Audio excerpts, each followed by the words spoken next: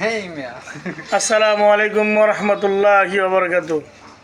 তাহের হুজুর বলেছেন এক স্টেজে যে ওরা আমার পায়ে সমতুল্য ওই আলেমরা হতে পারবে না।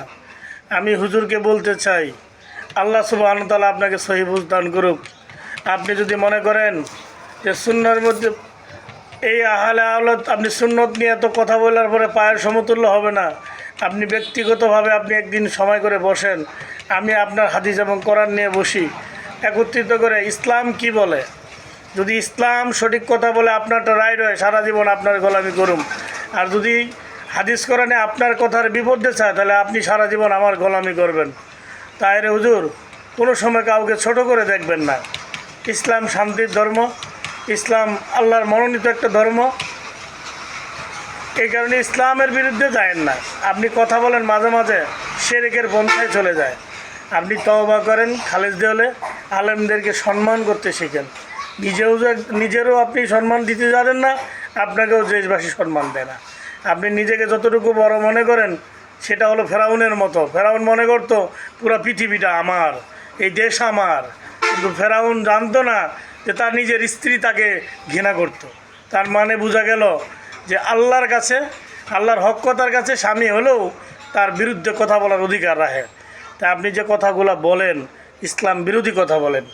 মাজার ভাঙতে তারা কেউ আর যায় না, মাজারে অশ্লীল কাজ করার জন্য তারা যায়। তাহলে মাজারকে আল্লাহর ওলিদের ভালো সবাই বাসেন, আল্লাহর মনোনীত তারা। বিশ্বনবী মুহাম্মদ সাল্লাল্লাহু আলাইহি সাল্লাম মদিনাতুল মুনাওয়ারায় মদিনায় অবস্থিত করেন। ওই ওনার মাজারে গিয়া তো আশেপাশে কেউ গিয়ে গাঞ্জা খায় না, কেউ গিয়ে মদ খায় না, কেউ নাচানাচি করে না। আপনি নিজেও তো তাওয়াফ করেছেন। সেই জায়গার আদর্শ কী?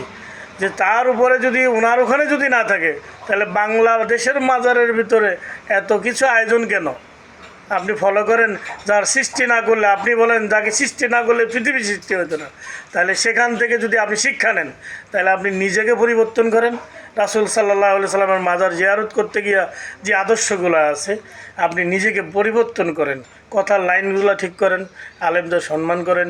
নিজে আল্লাহ তাআলা আপনাকে সম্মান বাড়াই দিবে। আপনি নিজে অসম্মান একজন আলেমকে করেন, তাই আপনাকেও দেশবাসী অসম্মানের সাথে রাখে। আশা করি কথাগুলো বুঝতে পারছেন। যদি আপনি চ্যালেঞ্জ করেন, আপনি সময় নেবেন আমার সাথে, আপনি টাইম করবেন, আমি আপনার সাথে এনি টাইম বসার জন্য রাজি আছি।